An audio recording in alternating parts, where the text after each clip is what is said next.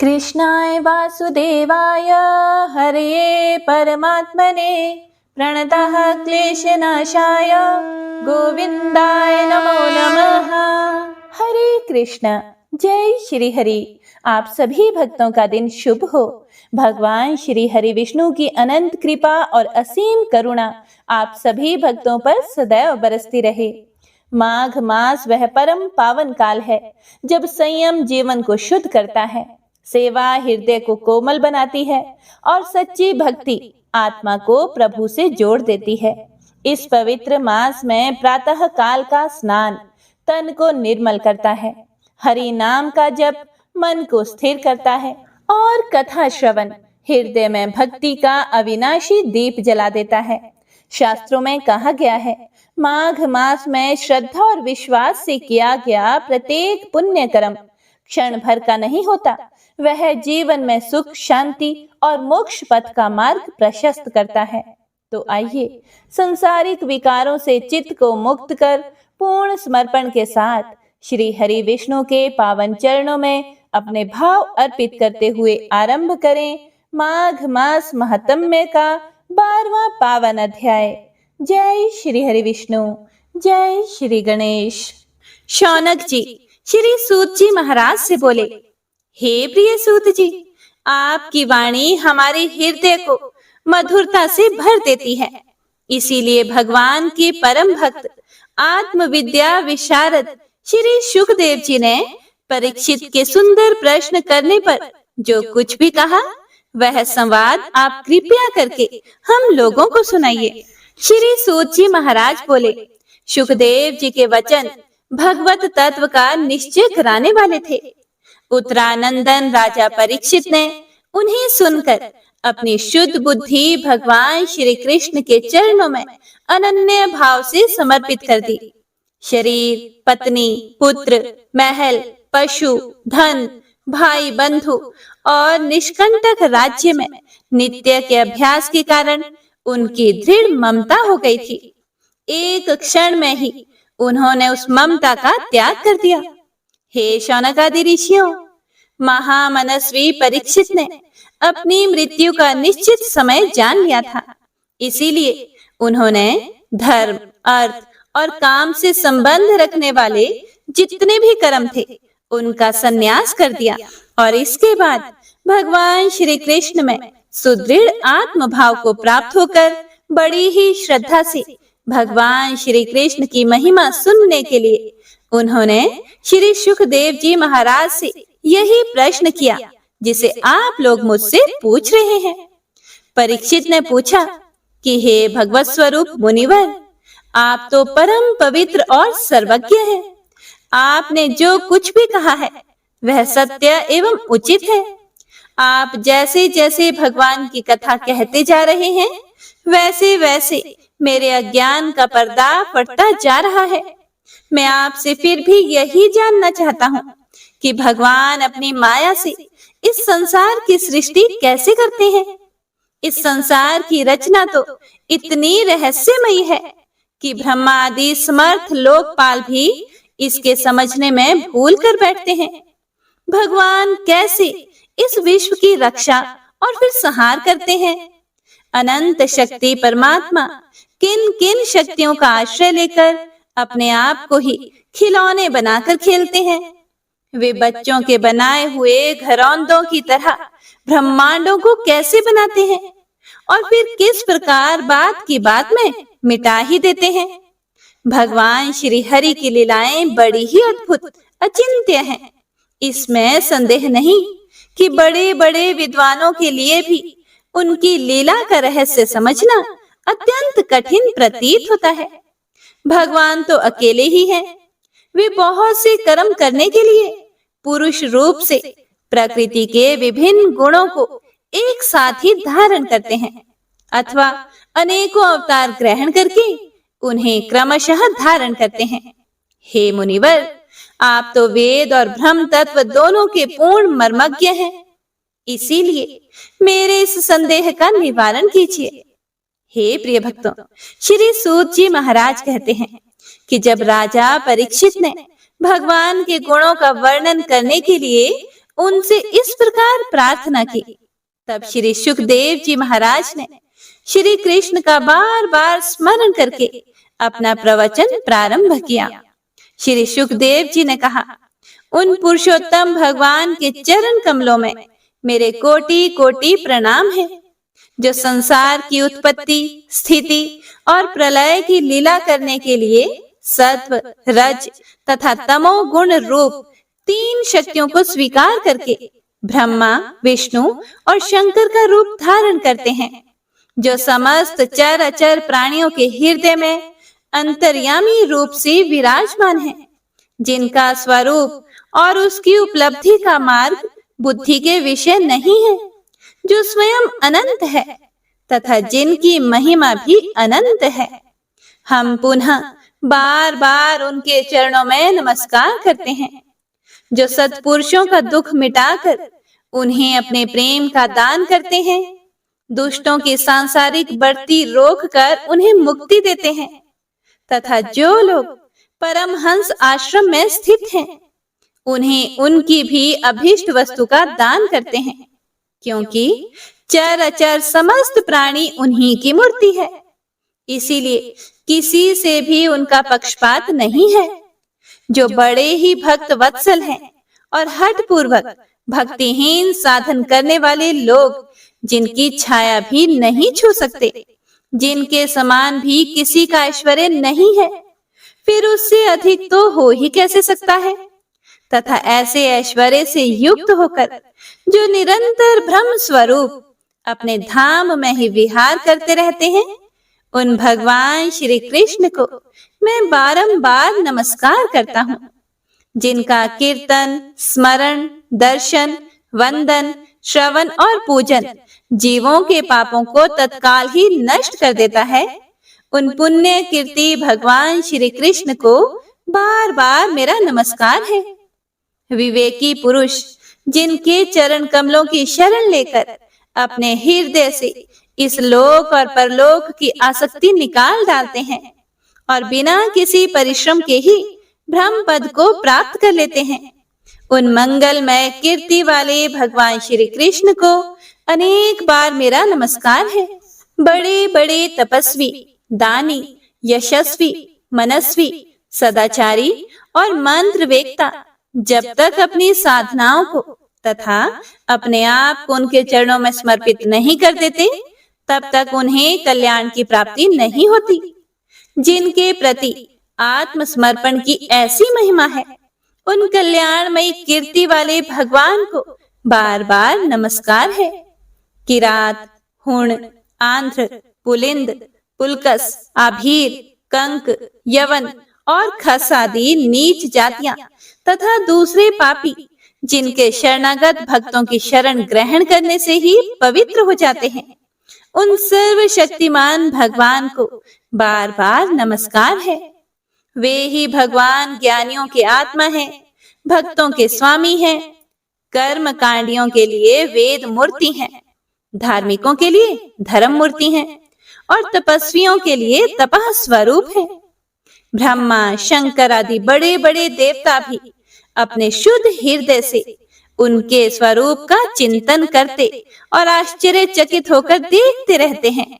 वे मुझ पर अपने अनुग्रह की प्रसाद की वर्षा करें, जो समस्त संपत्तियों की स्वामिनी लक्ष्मी देवी के पति हैं, समस्त यज्ञों के भोक्ता एवं फलदाता हैं, प्रजा के रक्षक हैं, सबके अंतर्यामी और समस्त लोकों के पालन करता है, तथा पृथ्वी देवी के स्वामी हैं, जिन्होंने यदुवंश में प्रकट होकर अंधक, वृष्णि एवं यदुवंश के लोगों की रक्षा की है, तथा जो उन लोगों के एकमात्र आश्रय रहे हैं। वे भक्त वत्सल संत जनों के सर्वस्व श्री कृष्ण मुझ पर प्रसन्न हो। विद्वान पुरुष जिनके चरण कमलों के चिंतन रूप समाधि से शुद्ध हुई बुद्धि के द्वारा आत्म तत्व का साक्षात्कार करते हैं, तथा उनके दर्शन के अनंतर अपनी अपनी मति और रुचि के अनुसार जिनके स्वरूप का वर्णन करते रहते हैं, वे प्रेम और मुक्ति के लुटाने वाले भगवान श्री कृष्ण मुझ पर प्रसन्न हो। जिन्होंने सृष्टि के समय ब्रह्मा के हृदय में पूर्व कल्प की स्मृति जागृत करने के लिए ज्ञान की अधिष्ठात्री देवी को प्रेरित किया और वे अपने अंगों के सहित वेद के रूप में उनके मुख से प्रकट हुई। वे ज्ञान के मूल कारण भगवान मुझ पर कृपा करें, मेरे हृदय में वे प्रकट हो। भगवान ही पंच महाभूतों से इन शरीरों का निर्माण करके इनमें जीव रूप से शयन करते हैं और 5 ज्ञानेंद्रिय, 5 कर्मेंद्रिय, 5 प्राण और 1 मन, इन 16 कलाओं से युक्त होकर इनके द्वारा 16 विषयों का भोग करते हैं। वे सर्वभूतमय भगवान मेरी वाणी को अपने गुणों से अलंकृत कर दें। संत पुरुष जिनके मुख कमल से मकरंद के समान झरती हुई ज्ञानमयी सुधा का पान करते रहते हैं, उन वासुदेव अवतार सर्वज्ञ भगवान व्यास के चरणों में मेरा बार बार नमस्कार है। आगे श्री सुखदेव जी भगवान बोले कि हे परीक्षित, वेद गर्भ स्वयंभू ब्रह्मा ने नारद के प्रश्न करने पर यही बात कही थी, जिसका स्वयं भगवान नारायण ने उन्हें उपदेश किया था, और वही मैं तुमसे कह रहा हूँ। नारद जी ने पूछा कि हे पिताजी, आप केवल मेरे ही नहीं, सबके पिता, समस्त देवताओं के श्रेष्ठ एवं सृष्टि करता है। आपको मेरा प्रणाम है। आप मुझे वह ज्ञान दीजिए जिससे आत्म तत्व का साक्षात्कार हो जाता है। हे पिताजी, इस संसार का क्या लक्षण है? इसका आधार क्या है? इसका निर्माण किसने किया है? इसका प्रलय किस में होता है? यह किसके अधीन है? और वास्तव में यह है क्या वस्तु? आप इसका तत्व बतलाइए। आप तो यह सब कुछ जानते हैं, क्योंकि जो कुछ हुआ है या हो रहा है या होगा, उसके स्वामी आप ही हैं। यह सारा संसार हथेली पर रखे हुए आंवले के समान आपकी ज्ञान दृष्टि के अंतर्गत ही है। हे पिताजी, आपको यह ज्ञान कहाँ से मिला? आप किसके आधार पर ठहरे हुए हैं? और आपका स्वामी कौन है? और आपका स्वरूप क्या है? आप अकेले ही अपनी माया से पंचभूतों के द्वारा प्राणियों की सृष्टि कर लेते हैं। कितना अद्भुत है! जैसे मकड़ी अनायास ही अपने मुंह से जाला निकालकर उसमें खेलने लगती है, वैसे ही आप अपनी शक्ति के आश्रय से जीवों को अपने में ही उत्पन्न करते हैं, और फिर भी आप में कोई विकार नहीं होता। जगत में नाम, रूप और गुणों से जो कुछ जाना जाता है, उसमें मैं ऐसी कोई सत, असत, उत्तम, मध्यम या अधम वस्तु नहीं देखता जो आपके सिवा और किसी से उत्पन्न हुई हो। इस प्रकार सबके ईश्वर होकर भी आपने एकाग्र चित्त से घोर तपस्या की। इस बात से मुझे मोह के साथ साथ बहुत बड़ी शंका भी हो रही है कि आपसे बड़ा भी कोई है क्या? हे पिताजी, आप सर्वज्ञ और सर्वेश्वर हैं। जो कुछ मैं पूछ रहा हूँ वह सब आप कृपया करके मुझे इस प्रकार समझाइए कि जिससे मैं आपके उपदेश को ठीक ठीक समझ सकूं। फिर ब्रह्मा जी ने कहा कि हे पुत्र, तुमने जीवों के प्रति करुणा के भाव से भरकर यह बहुत ही सुंदर प्रश्न किया है, क्योंकि इससे भगवान के गुणों का वर्णन करने की प्रेरणा मुझे प्राप्त हुई है।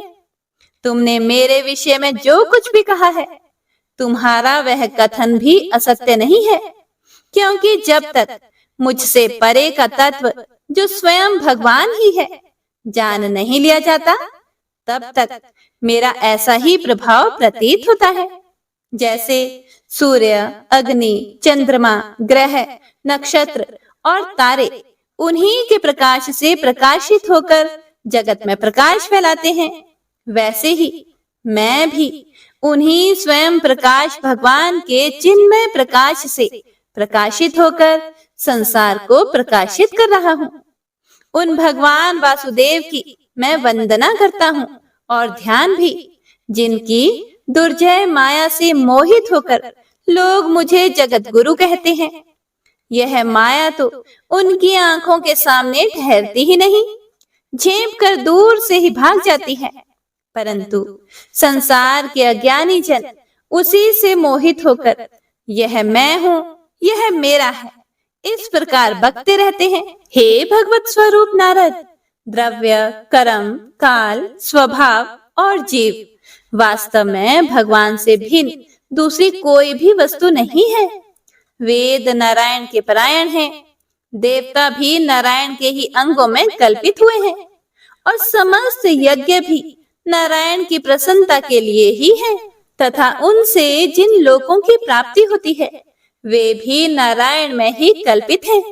सब प्रकार के योग भी नारायण की प्राप्ति के ही हेतु हैं।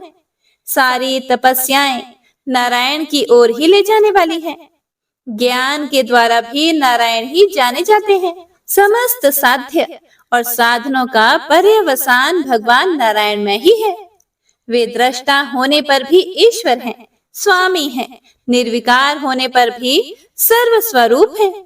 उन्होंने ही मुझे बनाया है और उनकी दृष्टि से ही प्रेरित होकर मैं उनकी इच्छा अनुसार सृष्टि रचना करता हूँ। भगवान माया के गुणों से रहित एवं अनंत हैं। सृष्टि, स्थिति और प्रलय के लिए रजोगुण, सत्वगुण और तमोगुण, ये तीन गुण माया के द्वारा उनमें स्वीकार किए गए हैं। ये ही तीनों गुण द्रव्य, ज्ञान और क्रिया का आश्रय लेकर मायातीत नित्य मुक्त पुरुष को ही माया में स्थित होने पर कार्य, कारण और कर्तापन के अभिमान से बांध लेते हैं। हे नारद, इंद्रियातीत भगवान गुणों के इन तीन आवरणों से अपने स्वरूप को भली भांति ढक लेते हैं। इसीलिए लोग उनको जान नहीं पाते। सारे संसार के और मेरे भी एकमात्र स्वामी वे ही हैं।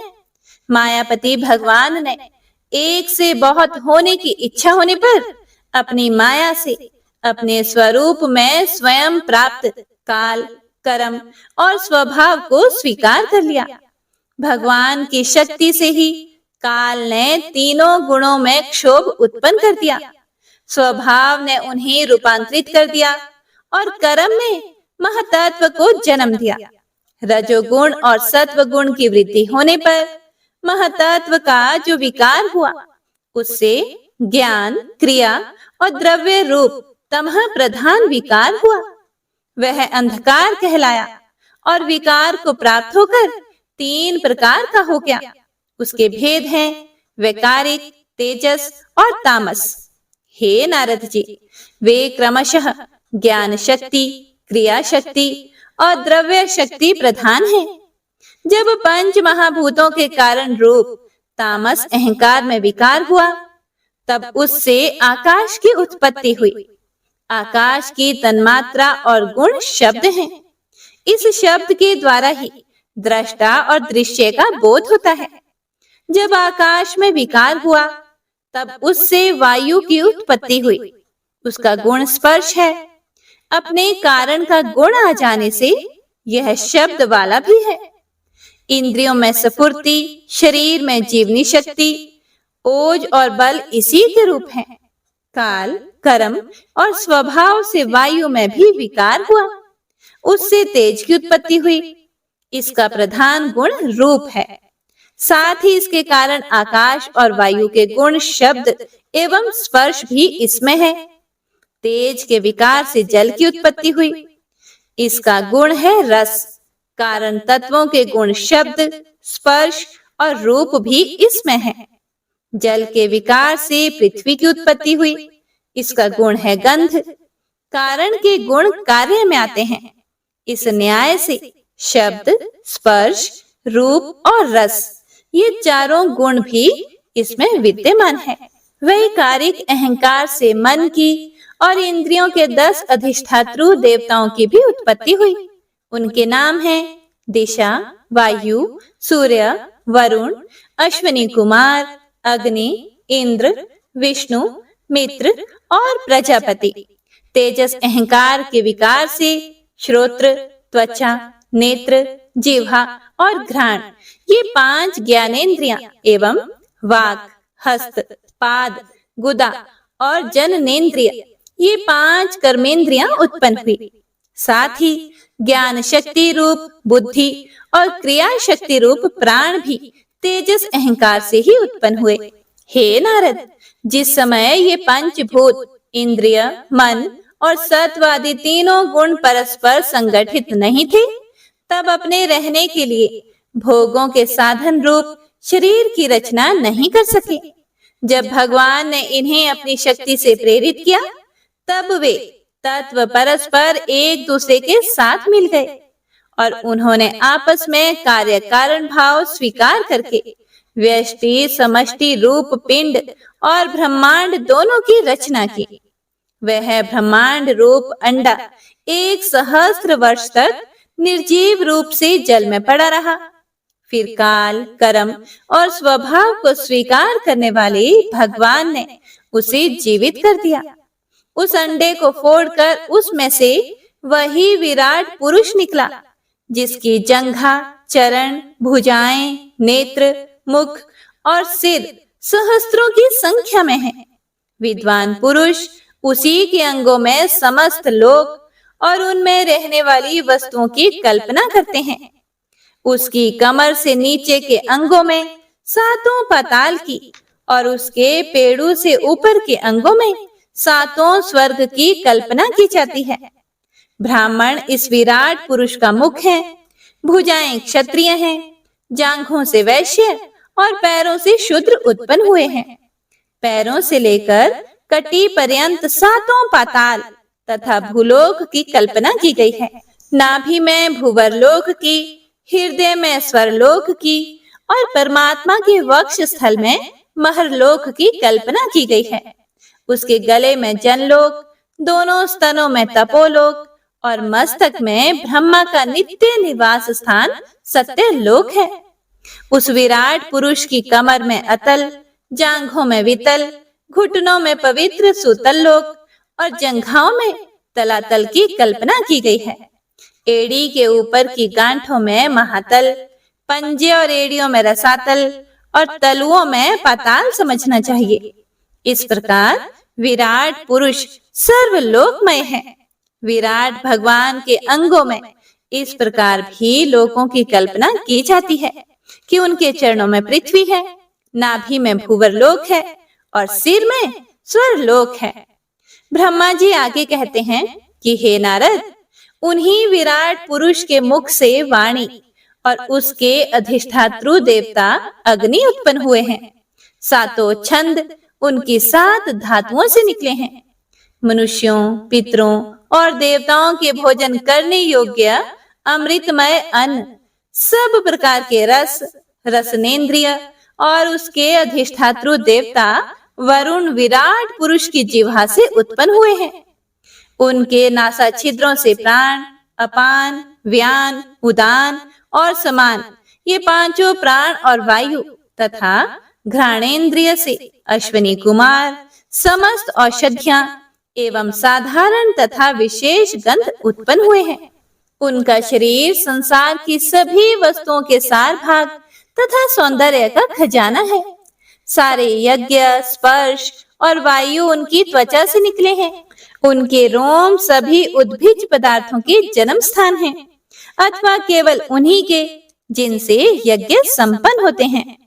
उनके केश, दाढ़ी, मूछ और नखों से मेघ, बिजली, शीला एवं लोहा आदि धातुएं तथा भुजाओं से प्राय संसार की रक्षा करने वाले लोकपाल प्रकट हुए हैं। उनका चलना फिरना भू, भुवः, स्वः तीनों लोकों का आश्रय है। उनके चरण कमल प्राप्त की रक्षा करते हैं और भयों को भगा देते हैं तथा समस्त कामनाओं की पूर्ति उन्हीं से होती है। विराट पुरुष का लिंग जल, वीर्य, सृष्टि, मेघ और प्रजापति का आधार है तथा उनकी जननेन्द्रिय मिथुन जनित आनंद का उद्गम है। हे नारद, उनकी पीठ से पराजय, अधर्म और अज्ञान, नाड़ियों से नद, नदी और हड्डियों से पर्वतों का निर्माण हुआ है। उनके उदर में मूल प्रकृति रस नाम की धातु तथा समुद्र, समस्त प्राणी और उनकी मृत्यु समाई हुई है। उनका हृदय ही मन की जन्म भूमि है। हे नारद, हम, तुम, धर्म, सनक आदि, शंकर, विज्ञान और अंतःकरण सब के सब उनके चित्त के आश्रित हैं। मैं, तुम, तुम्हारे बड़े भाई सनक आदि, शंकर, देवता, दैत्य, मनुष्य, नाग, पक्षी, मृग, रेंगने वाले जंतु, गंधर्व, अप्सराएं, यक्ष, राक्षस, भूत, प्रेत, सर्प, पशु, पितृ, सिद्ध, विद्याधर, चारण, वृक्ष और अनेक प्रकार के जीव जो आकाश, जल या स्थल में रहते हैं, ग्रह, नक्षत्र, केतु, तारे, बिजली और बादल, ये सब के सब विराट पुरुष ही हैं। यह संपूर्ण विश्व जो कुछ कभी था, है या होगा, सबको वह घेरे हुए है और उसके अंदर यह विश्व उसके केवल 10 अंगुल के परिणाम में ही स्थित है। जैसे सूर्य अपने मंडल को प्रकाशित करते हुए ही बाहर भी प्रकाश फैलाते हैं, वैसे ही पुराण पुरुष परमात्मा भी संपूर्ण विराट विग्रह को प्रकाशित करते हुए ही उसके बाहर भीतर सर्वत्र एक रस प्रकाशित हो रहा है। हे मुनिवर, जो कुछ मनुष्य की क्रिया और संकल्प से बनता है, उससे वह परे है और अमृत एवं अभय पद अर्थात मोक्ष का स्वामी है। यही कारण है कि कोई भी उसकी महिमा का पार नहीं पा सकता। संपूर्ण लोक भगवान के एक अंश मात्र हैं तथा उनके अंश मात्र लोकों में समस्त प्राणी निवास करते हैं। भूलोक, भूवरलोक और स्वरलोक के ऊपर महरलोक है। उसके भी ऊपर जन, तप और सत्य लोकों में क्रमशः अमृत, क्षेम एवं अभय का नित्य निवास है। जन, तप और सत्य, इन तीनों लोकों में ब्रह्मचारी, वानप्रस्थ एवं सन्यासी निवास करते हैं। दीर्घकालीन ब्रह्मचर्य से रहित गृहस्थ भूलोक, भूवरलोक और स्वरलोक के भीतर ही निवास करते हैं। शास्त्रों में 2 मार्ग बतलाए गए हैं। एक अविद्या रूप कर्म मार्ग जो सकाम पुरुषों के लिए है और दूसरा उपासना रूप विद्या का मार्ग जो निष्काम उपासकों के लिए है। मनुष्य दोनों में से किसी एक का आश्रय लेकर भोग प्राप्त कराने वाले दक्षिण मार्ग से अथवा मोक्ष प्राप्त कराने वाले उत्तर मार्ग से यात्रा करता है। किंतु पुरुषोत्तम भगवान दोनों के आधारभूत हैं। जैसे सूर्य अपनी किरणों से सबको प्रकाशित करते हुए भी सबसे अलग है, वैसे ही जिन परमात्मा से इस अंड की और पंचभूत, एकादश इंद्रिय एवं गुणमय विराट की उत्पत्ति हुई है, वे प्रभु भी इन समस्त वस्तुओं के अंदर और उनके रूप में रहते हुए भी उनसे सर्वथा अतीत है। जिस समय इस विराट पुरुष के नाभि कमल से मेरा जन्म हुआ, उस समय इस पुरुष के अंगों के अतिरिक्त मुझे और कोई भी यज्ञ की सामग्री नहीं मिली। तब मैंने उनके अंगों में ही यज्ञ के पशु, यूप, कुश, यह यज्ञ भूमि और यज्ञ के योग्य उत्तम काल की कल्पना की।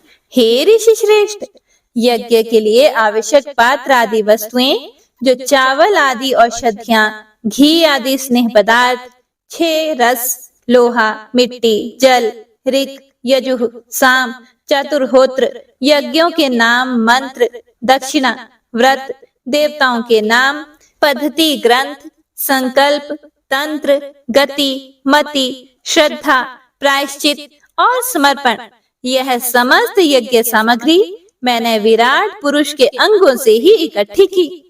इस प्रकार विराट पुरुष के अंगों से ही सारी सामग्री का संग्रह करके मैंने उन्हीं सामग्रियों से उन यज्ञ स्वरूप परमात्मा का यज्ञ के द्वारा यजन किया। उसके बाद तुम्हारे बड़े भाई इन 9 प्रजापतियों ने अपने मन को पूर्ण समाहित करके विराट एवं अंतर्यामी रूप से स्थित उस पुरुष की आराधना की। इसके बाद समय समय पर मनु, ऋषि, पितृ, देवता, दैत्य और मनुष्यों ने यज्ञों के द्वारा भगवान की आराधना की। हे नारद, यह संपूर्ण विश्व उन्हीं भगवान नारायण में स्थित है, जो स्वयं तो प्राकृतिक गुणों से रहित है, परंतु सृष्टि के प्रारंभ में माया के द्वारा बहुत से गुण ग्रहण कर लेते हैं। उन्हीं की प्रेरणा से मैं इस संसार की रचना करता हूँ। उन्हीं के अधीन होकर रुद्र इसका संहार करते हैं और वे स्वयं ही विष्णु के रूप से इसका पालन करते हैं, क्योंकि उन्होंने सत्व, रज और तम की 3 शक्तियां स्वीकार कर रखी हैं। हे पुत्र, जो कुछ तुमने पूछा था उसका उत्तर मैंने तुम्हें दे दिया। भाव या अभाव, कार्य या कारण के रूप में ऐसी कोई भी वस्तु नहीं है जो भगवान से भिन्न हो। हे मेरे प्यारे नारद, मैं प्रेम पूर्ण एवं उत्कंठित हृदय से भगवान के स्मरण में मगन रहता हूँ। इसी से मेरी वाणी कभी असत्य होती नहीं दिखती, मेरा मन कभी असत्य संकल्प नहीं करता और मेरी इंद्रियां भी कभी मर्यादा का उल्लंघन करके कुमार्ग में नहीं जाती। मैं वेद मूर्ति हूँ, मेरा जीवन तपस्यामय है।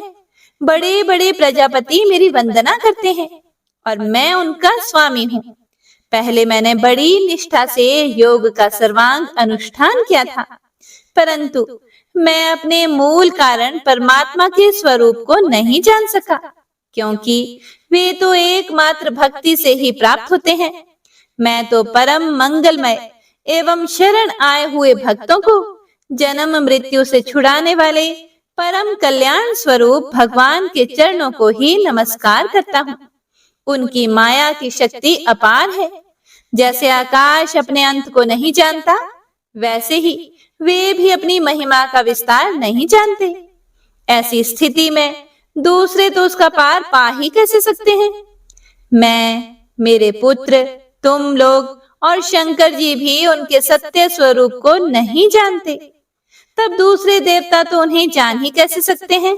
हम सब इस प्रकार मोहित हो रहे हैं कि उनकी माया के द्वारा रचे हुए जगत को भी ठीक ठीक नहीं समझ सकते। अपनी अपनी बुद्धि के अनुसार ही अटकल लगाते हम लोग केवल जिनके अवतार की लीलाओं का गान ही करते रहते हैं, उनके तत्व को नहीं जानते। उन भगवान के श्री चरणों में मैं नमस्कार करता हूँ। वे अजन्मा एवं पुरुषोत्तम है। प्रत्येक कल्प में वे स्वयं अपने आप में अपने आप की ही सृष्टि करते हैं, रक्षा करते हैं और संहार कर लेते हैं। वे माया के लेश से रहित केवल ज्ञान स्वरूप है और अंतरात्मा के रूप में एक रस स्थित है। वे तीनों काल में सत्य एवं परिपूर्ण हैं। ना उनका आदि है ना ही अंत। वे तीनों गुणों से रहित, सनातन एवं अद्वितीय हैं। हे नारद, महात्मा लोग जिस समय अपने अंतःकरण, इंद्रिय और शरीर को शांत कर लेते हैं, उस समय उनका साक्षात्कार करते हैं। परंतु जब असत पुरुषों के द्वारा कुतर्कों का जाल बिछाकर उनको ढक दिया जाता है, तब उनके दर्शन नहीं हो पाते। परमात्मा का पहला अवतार विराट पुरुष है। उसके सिवा काल, स्वभाव, कार्य, कारण, मन, पंचभूत, अहंकार, तीनों गुण, इंद्रियां, ब्रह्मांड, शरीर, उसका अभिमानी, स्थावर और जंगम जीव, सबके सब उन अनंत भगवान के ही रूप है। मैं, शंकर, विष्णु, दक्ष आदि ये प्रजापति, तुम और तुम्हारे जैसे अन्य भक्तजन, स्वर्ग लोक के रक्षक, पक्षियों के राजा, मनुष्य लोक के राजा, नीचे के लोकों के राजा, गंधर्व, विद्याधर और चारणों के अधिनायक, यक्ष, राक्षस, सांप और नागों के स्वामी, महर्षि, पितृपति, दैत्येंद्र, सिद्धेश्वर, दानवराज और भी प्रेत, पिशाच, भूत, कुष्मांड, जल जंतु, मृग और पक्षियों के स्वामी एवं संसार में और भी जितनी वस्तुएं ऐश्वर्य, तेज, इंद्रिय बल, मनोबल, शरीर बल या क्षमा से युक्त है, अथवा जो भी विशेष सौंदर्य, लज्जा, वैभव तथा विभूति से युक्त हैं, एवं जितनी भी वस्तुएं अद्भुत वर्ण वाली, रूपवान या अरूप हैं, वे सब के सब परम तत्वमय भगवत स्वरूप ही हैं। हे नारद, इनके सिवा परम पुरुष परमात्मा के परम पवित्र एवं प्रधान प्रधान लीलावतार भी शास्त्रों में वर्णित है। उनका मैं क्रमशः वर्णन करता हूँ। उनके चरित्र सुनने में बड़े मधुर एवं श्रवणेंद्रिय के दोषों को दूर करने वाले हैं। तुम सावधान होकर उनका रस लो। ओम नमो नारायणाय। हे प्रिय भक्तों, तो आज की श्रीमद् भागवत कथा में बस इतना ही। तो आइए अब सुनते हैं आज की महत्तम्य कथा। जय श्री हरि विष्णु। हे प्रिय भक्तों, यमदूत कहने लगा कि जो कोई प्रसंग वश भी एकादशी के व्रत को करता है वह दुखों को प्राप्त नहीं होता। मास की दोनों एकादशी भगवान पद्मनाभ के दिन हैं। जब तक मनुष्य इन दिनों में व्रत नहीं करता उसके शरीर में पाप बने रहते हैं। हजारों अश्वमेघ, सैकड़ों वाजपेयी यज्ञ एकादशी व्रत की 16वीं कला के बराबर भी नहीं है। एकादशी के दिन व्रत करने से 11 इंद्रियों से किए गए सब पाप नष्ट हो जाते हैं। गंगा, गया, काशी, पुष्कर, कुरुक्षेत्र, यमुना, चंद्रभागा कोई भी एकादशी के तुल्य नहीं है। इस दिन व्रत करके मनुष्य अनायास ही वैकुंठ लोक को प्राप्त करता है। एकादशी को व्रत और रात्रि जागरण करने से माता पिता और स्त्री के कुल की 10-10 पीढ़ियां उद्धार पाती हैं और वह पीतांबरधारी होकर भगवान के निकट रहते हैं। बाल, युवा और वृद्ध सब तथा पापी भी व्रत करने से नरक में नहीं जाते। यमदूत आगे कहता है कि हे वैश्यपुत्र, मैं सूक्ष्म में तुमसे नरक से बचने का धर्म कहता हूँ। मन, कर्म और वचन से प्राणी मात्र का द्रोह ना करना, इंद्रियों को वश में रखना, दान देना, भगवान की सेवा करना, नियम पूर्वक वर्णाश्रम धर्म का पालन करना, इन कर्मों के करने से मनुष्य नरक से बचा रहता है। स्वर्ग प्राप्त करने की इच्छा से मनुष्य गरीब भी हो तो भी जूता, छतरी, अन्न, धन, जल कुछ न कुछ दान देते रहें। दान देने वाला मनुष्य कभी भी यम की यातना को नहीं भोगता तथा दीर्घायु और धनी होता है। बहुत कहने से ही क्या, अधर्म से ही मनुष्य बुरी गति को प्राप्त होता है। मनुष्य सदैव धर्म के कार्यों से ही स्वर्ग प्राप्त कर सकता है। इसीलिए बाल्यावस्था से ही धर्म के कार्यों का अभ्यास करना चाहिए। हे प्रिय भक्तों, यमदूत बोला कि हे वैश्यवर, मैंने तुमसे यह संपूर्ण वृत्तांत संक्षेप में कह दिया। अब ज्यादा तुम क्या सुनना चाहते हो? इति श्री माघ मास महत्म्य 12 अध्याय संपूर्ण। वंशी शोभित कर मधुर नील जलद तन श्याम, अरुण अधर जनु बिंब फल नयन कमल अभिराम, पूर्ण इंद्र अरविंद मुख पीतांबर शुभ साज, जय मन मोहन मदन छवि कृष्ण चंद्र महाराज। जय यदुनंदन जय जगवंदन, जय वसुदेव देवकी नंदन, जय यशोदासुत नंद दुलारे, जय प्रभु भक्तन के धृत तारे, जय नट नागर नागन थैया कृष्ण कन्हैया धेनु चरैया, पुनि नख पर प्रभु गिरिवर धारो, आओ दीनन कष्ट निवारो, वंशी मधुरे अधर धर तेरे, होवे पूर्ण मनोरथ मेरी, आओ हरि पुनि माखन चाखो, आज लाज भारत की राखो, गोल कपोल चिबुक करुणारे, मृदु मुस्कान मोहिनी डारे, रंजित राजीव नयन विशाला, मोर मुकुट वैजंती माला, कुंडल श्रवण पीठ पटाछे, कटिकी गणि काछन काछे, नील जलज सुंदर तनु सोहे, छवि लख सुर नर मुनि मन मोहे, मस्तक तिलक अलक घुंघराले, आओ कृष्ण बांसुरी वाले। करी पय पान पूत नहीं तार्यो, अका बका का गासुर मार्यो। मधुवन जलत अग्नि जब ज्वाला, भई शीतल लखित नंद लाला। सुरपति जब ब्रज चढ़े और साई, मोसर धार वारी वर्षाई। लगत लगत ब्रज चहन बहायो, गोवर्धन नख धारी बचायो। लखी यशोदा मन ब्रह्माधिकाई, मुख मह 14 भुवन दिखाई। दुष्ट कंस अति उधम मचायो, कोटि कमल जब फूल मंगायो। नाथी काली यही तब तुम लीन है, चरण चिन्ह दई निर्भय कीन है। करी गोपिन संग रास विलासा, सबकी पूर्ण करी अभिलाषा। केतिक महासुर संहार्यो, कंस ही केस पकड़ी दई मार्यो। मात पिता की बंदी छुड़ाई, उग्रसेन कहा राज दिलाई। मही से मृतक चाहो सुतलायो, मातु देव की शोक मिटायो।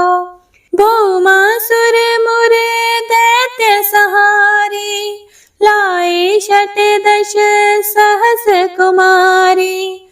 दई भिन ही तृण चीर सहारा, जरा सिंधु राक्षस कह मारा। असुर बकासुर आदिक मार्यो, भक्तन के तब कष्ट निवार्यो। दीन सुदामा के दुख टार्यो, तंदुल 3 मूठ मुख डार्यो। प्रेम के साग विदुर घर मांगे, दुर्योधन के मेवा त्यागे। लखी प्रेम की महिमा भारी, ऐसे श्याम दीन हितकारी। भारत के पारथ रथ हाके, लिए चक्र करे नहीं बलता के। निज गीता की ज्ञान सुनाए, भक्तन हृदय सुधा वर्षाए। मीरा थी ऐसी मतवाली, विष पी गई बजा कर ताली। राणा भेजा सांप पिटारी, शालिग्राम बने बनवारी। निज माया तुम विधि दिखायो, उरते संशय सकल मिटायो। तब शत निंदा करि तत्काला, जीवन मुक्त भयो शिशुपाला। जब ही द्रौपदी तीर लगाई, दीनानाथ लाज अब जाई। तुरत ही वसन बने नंद लाला, बढ़े चीर भई अरि मोह काला। असनाथ के नाथ कन्हैया, डूबत भंवर बचावत नैया। सुंदर दास आसुर धारी, दया दृष्टि कीजे बनवारी। नाथ सकल मम कुमति निवारो, क्षमहु बेगी अपराध हमारो। खोलो पट अब दर्शन दीजिए, बोलो कृष्ण कन्हैया की जय। बोलो कृष्ण कन्हैया की जय। बोलो कृष्ण कन्हैया की जय। यह चालीसा कृष्ण का पाठ करे उरधारी, अष्ट सिद्धि नवनिधि फल, लहे पदारथ चारी। जय श्री कृष्ण।